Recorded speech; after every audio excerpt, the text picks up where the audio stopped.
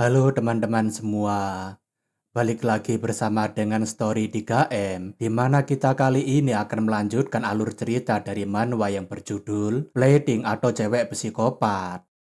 Baiklah, tidak perlu berlama lagi, langsung saja kita masuk ke dalam alur ceritanya.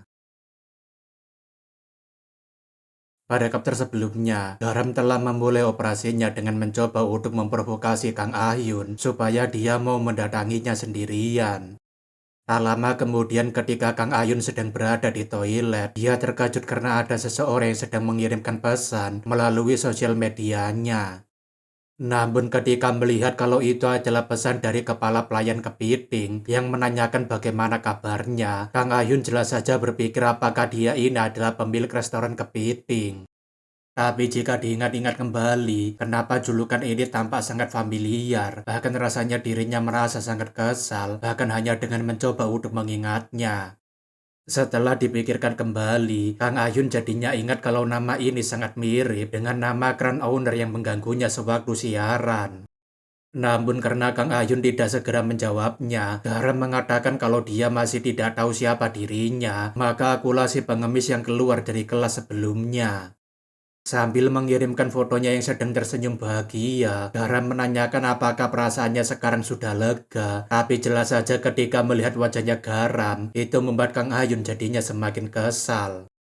Selain itu, Kang Ayun juga penasaran bagaimana bisa wanita menjijikan ini tahu nomor teleponnya, padahal hanya sebagian orang saja yang pernah dirinya kontak. Kang Ayun menanyakan dari mana dia mendapatkan nomornya. Kalau dia tidak mau menjawabnya, maka dirinya akan memblokir nomornya saja. Namun sambil memamerkan fotonya lagi, Garam berkata apakah dia yakin mau memblokir nomornya. Apakah dia tidak penasaran dengan tas mewah yang sedang dirinya bawa ini. Jelas saja Kang Ayun yang sekarang ini sedang berak, tapi dia belum cebok langsung melompat ke girangan karena dia sangat yakin kalau itu adalah tasnya. Sambil berkeringat dingin, Kang Ayun bertanya-tanya bagaimana dia bisa mencuri tasnya. Bukankah belum lama ini dia keluar dari kelasnya? Akan tetapi Kang Ayun mencoba untuk meyakinkan dirinya kalau ini semua hanyalah jebakan karena tidak mungkin wanita jalang itu bisa mengambil tasnya. Terlebih lagi, apartemennya sekarang sudah dijaga ketat oleh anggota geng poros, jadi tidak mungkin dia bisa masuk dengan cara membobol pintunya. Kang Ayun sangat yakin kalau wanita miskin seperti dia tidak akan mungkin sanggup untuk membeli tas mewah seperti ini. Jadi bagaimana dia bisa mendapatkan tas mewah seperti ini? Namun setelah dipikirkan lagi, Kang Ayun tersenyum sambil berkata, ini pasti adalah hasil editan dari AI, jadi tidak mungkin wanita ini bisa mencuri tasnya. Sambil tertawa licik, Kang Ayun berkata, apakah wanita ini pikir bisa membodohinya untuk kedua kalinya, seperti yang pernah dia lakukan padanya sebelumnya. Kang Ayun kemudian membalas, apakah dia pikir kalau dirinya ini adalah seorang idiot? Bukankah itu sudah terlalu jelas kalau itu adalah hasil editan AI untuk menipunya? Kang Ayun berkata apakah dia pikir kalau dirinya ini adalah generasi boomer yang tidak bisa membedakan mana hasil editan AI atau bukan. Akan tetapi Garam malah mengirimkan sebuah foto kucing pencuri yang sedang mengambil tasnya di dalam laci sambil bertanya apakah ini juga termasuk hasil editan AI. Garam juga menanyakan apakah AI bisa mengetahui semua dekorasi rumahnya termasuk seluk-beluk tersembunyi di dalam lacinya dan itu jelas saja membuat Kang Ayun semakin terkejut. Kang Ayun berkata kalau itu benar-benar sungguh laci miliknya, bahkan semua penempatan yang ada di dalam lacinya sama persis, seperti yang sebelumnya dirinya rapikan. Kang Ayun yang saat ini sedang kepanikan berpikir, bagaimana bisa wanita ini masuk ke dalam apartemennya, bahkan dia bisa dengan santainya mengambil tasnya tanpa ketahuan. Tentu saja wajah Kang Ayun sekarang ini sedang diselimuti oleh banyak pertanyaan mengenai bagaimana Garam tiba-tiba bisa mencuri tasnya. Memang fakta yang sebenarnya, Garam mencuri tas miliknya Kang Ayun dengan kemampuannya, dan tas itu memang bukan replika untuk mengelabui Kang Ayun. Sudah sangat jelas kalau apartemennya Kang Ayun sekarang ini sedang dijaga ketat oleh anggota organisasi geng poros yang bahkan selalu bergantian selama 24 jam. Bukan hanya dua orang saja yang berjaga, tapi di setiap kamar yang berbeda di dalam apartemen juga diisi oleh anggota geng poros untuk menangkap orang-orang mencurigakan. Belum lagi, mereka juga memperbanyak CCTV yang ada di dalam koridor maupun yang berada di tempat parkir, hingga tidak ada pergerakan yang luput dari pengawasan jika ada pergerakan mencurigakan. Akan tetapi mereka tidak menyadari satu hal, yaitu masih ada satu titik di mana mereka tidak memberikan pengawasan sama sekali.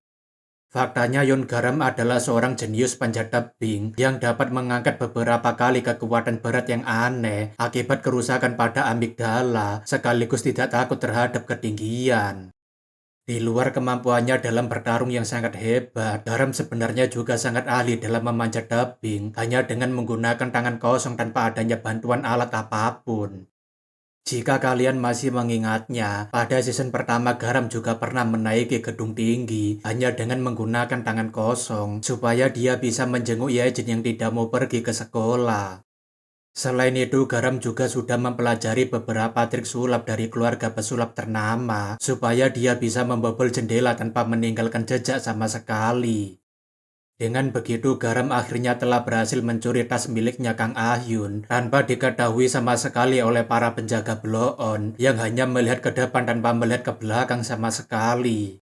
Kembali lagi ke waktu sekarang, di mana Garam menjulurkan lidahnya seperti ingin mengejek kalau seorang pengemis yang pintar lebih baik daripada orang kaya tapi bodoh seperti dia. Jelas saja itu membuat Kang Ahyun semakin menggertakkan giginya karena Garam membuatnya semakin terlihat seperti orang bodoh setelah mengira jika itu adalah hasil editan AI. Sambil meletakkan ponselnya di lantai karena tidak membawa tripod, Garam berkata kali ini dirinya harus membuat pertunjukan yang akan membuat Kang Ahyun naik pitam sangat drastis. Garam sudah bisa menebak kalau setelah ini, Kang Ayun pasti akan sangat marah besar padanya, sampai-sampai dia tidak sabar untuk bertemu dan bermain-main dengannya. Tak lama kemudian, Garam mengirimkan hasil foto dari berbagai macam gaya, dimulai dengan gaya paling centil sambil menanyakan apakah dirinya terlihat sangat imut dengan tas ini. Garam kemudian juga mengirimkan foto dengan gaya paling seksi sambil menanyakan apakah fotonya ini sudah cukup untuk bisa menggoda Opa Jinsong.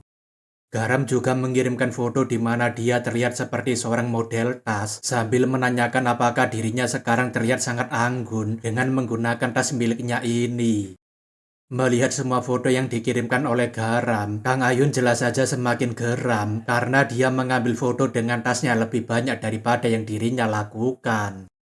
Kang Ayun kemudian menanyakan apa yang sedang dia coba lakukan dengan tasnya dan Garam menanyakan apakah dia juga mau melihat adegan NTR.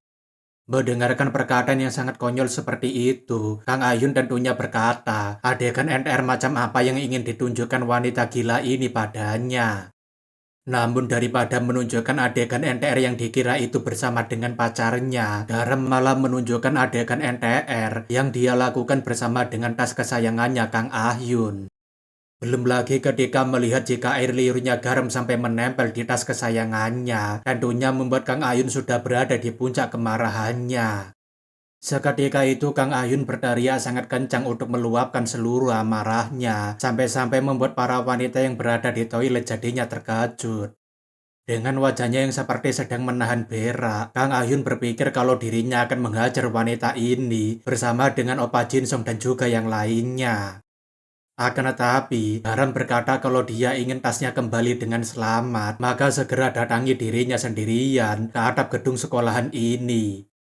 Namun jika dia sampai membawa orang lain untuk ikut bersama dengannya, maka dirinya akan menghancurkan tas kesayangannya ini sekaligus.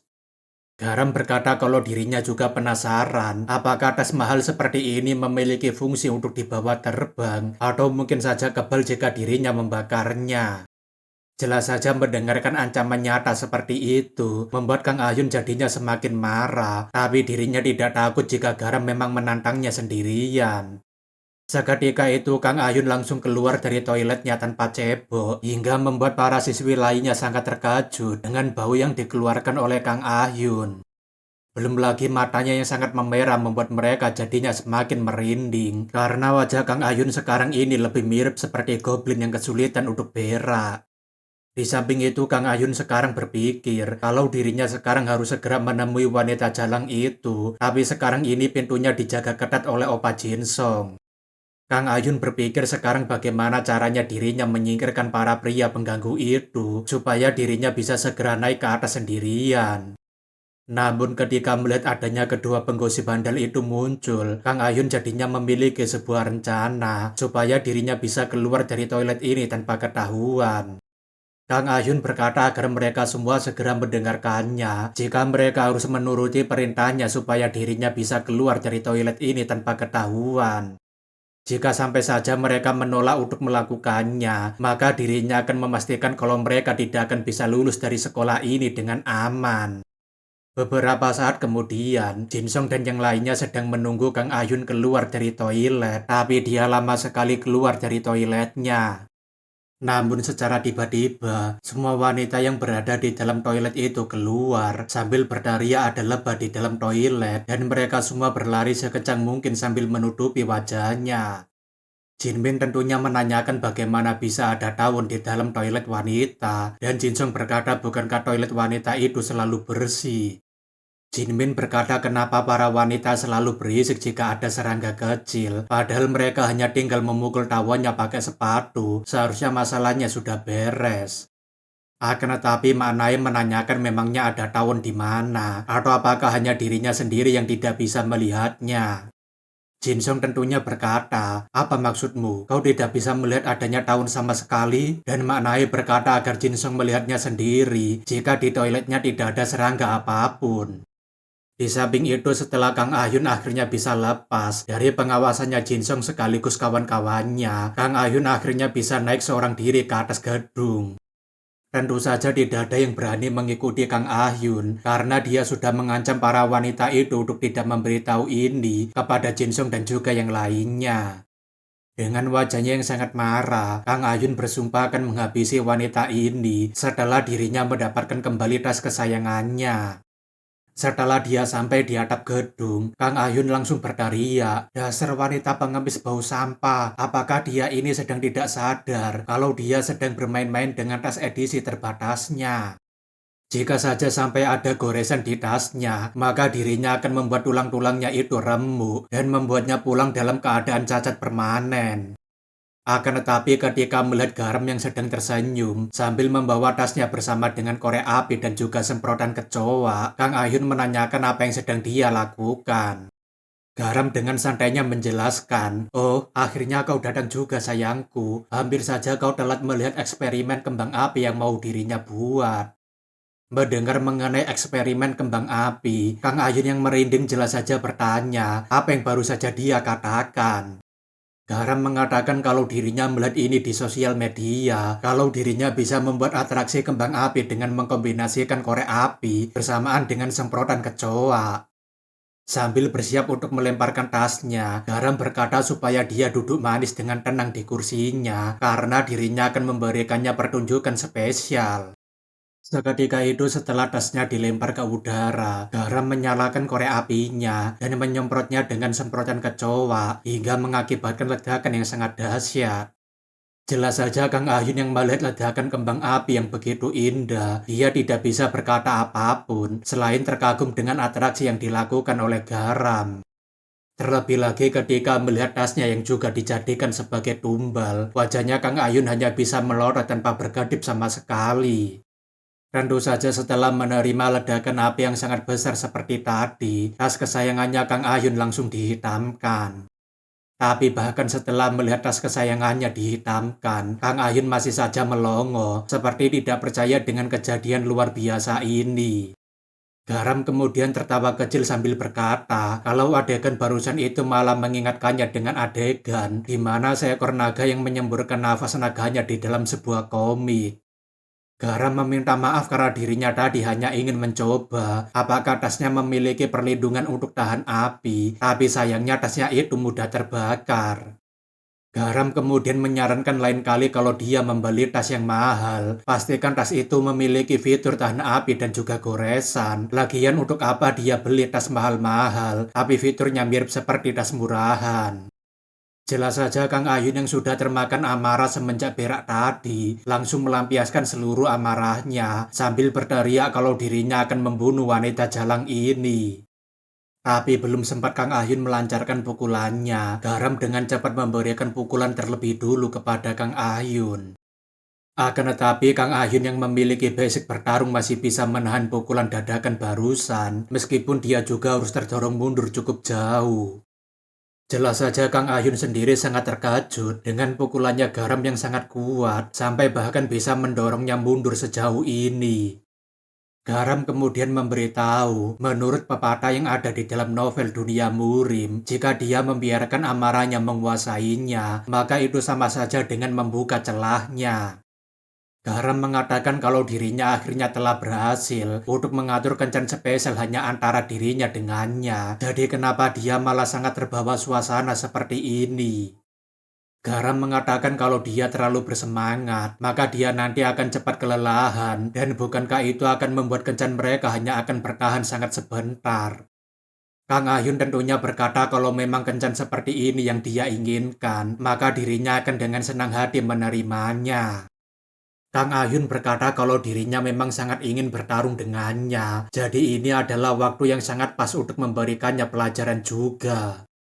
Kang Ayun kemudian berkata, majulah kau dasar wanita jalang, aku akan membuat seluruh tulang-tulangmu itu remuk, sampai tidak ada satupun yang bisa disambung kembali. Melihat wajah yang bersemangat itu, Garam tentunya menyeringai sambil berkata, kalau ini pasti akan sangat menyenangkan, jadi pastikan dia menghiburnya lebih lama. Setelah penantian yang begitu lama, akhirnya Garam akan menunjukkan pukulannya kepada Kang Ayun yang sedari awal so jago padahal beraninya dibackingi oleh pamannya.